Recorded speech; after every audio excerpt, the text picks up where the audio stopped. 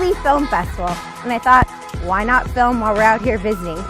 So we decided we're gonna take a little road trip and hit up Eureka to see some tunnels, and Austin, Nevada, where they have Stokes Castle. Let's see if we can do it all in one day. All I know is that it feels like forever, but no one ever tells you that forever feels like home. Sitting all alone inside your head. And it's the stars. Eureka was settled in 1864 by prospectors who discovered silver at nearby Prospect Peak. While most of the ore action has dwindled, the town spirit hasn't.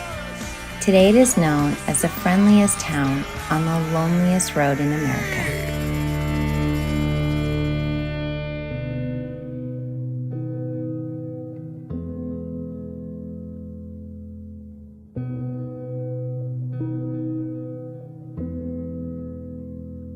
Outside of the window, I was sticking with you. We were only kids then, and we get soaked right through. We used to tell them I was staying yours. The Eureka Opera House was built in 1880, and it sits on the ashes of Oddfellows Hall. And in 1940, it was a movie theater. And today, it's a cultural arts center where you can see live performances, including the dance recital that we filmed while visiting. Check out the footage. We grew up at midnight. We were only kids then. We grew up at midnight. We were only kids then.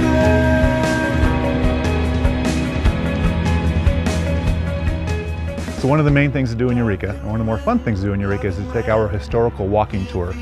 So there's about 50 old buildings and old properties that are listed on a map. You can walk the streets and find a little bit about our history. And our history is pretty rich. We started as a town in 1864, and at the peak in the 1870s, we had over 10,000 people here. So it's a far cry from where we are today. But the history is very well preserved. Okay, so tell me about these tunnels.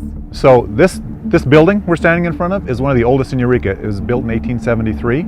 And underneath this building are tunnels that were built by the Chinese laborers, also in the 1870s. And they used to go all throughout underneath the town. So what's left of them, they're pretty haunted. So we've had groups from all over the world come and do investigations on our tunnels. So you'll hear voices, doors will shut, you'll hear screams, you'll hear all sorts of things in the tunnels. We're about to go in.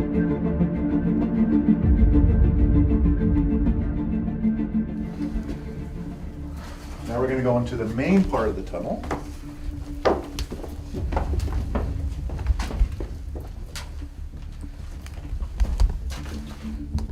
The governor of Nevada in 1898, his name was Reinhold Sadler, and he had a tunnel that went from his home right through here. Wow. There was two schools of thought on why he built a tunnel. One was back then the snows got really high in the winter, and he used it for convenience. The other was he was a kind of a crooked business guy, so he was worried he was going to get assassinated. So he didn't pop his head up. He came down through the tunnels and did his business and went back home. And we are under the street behind the motel, and the Colonnade Hotel is right there.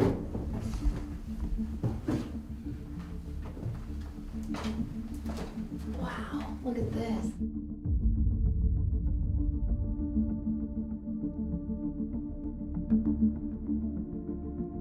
How long are these tunnels? They used to go half a mile. 30s and 40s, they got too heavy, they started collapsing in the streets. So the county started collapsing all the tunnels. So what you'll see here is what's left of them.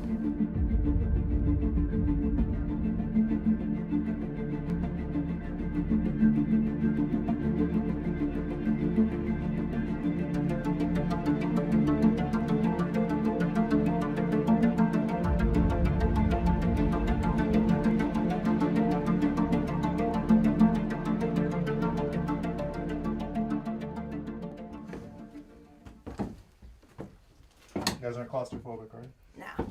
We're gonna find out.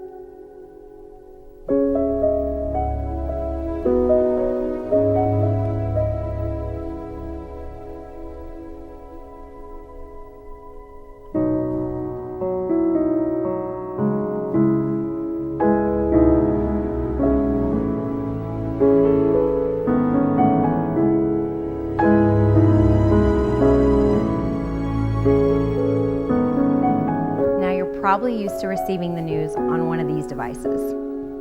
Well, that wasn't always the case. Back in the day, they had to wait for the newspaper to arrive to hear the latest news. I'm standing in the original press room here at the Eureka Sentinel Museum.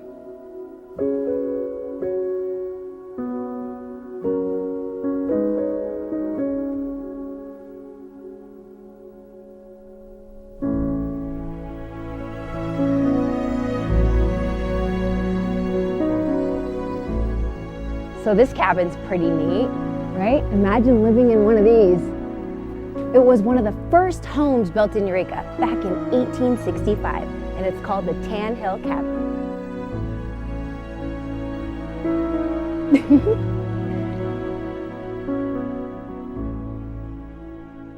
Hold up, wait a second, just 1 second. Did you guys really think we were gonna give everything away in one video? Nah. So stay tuned for next week as you see our footage in Austin, Nevada.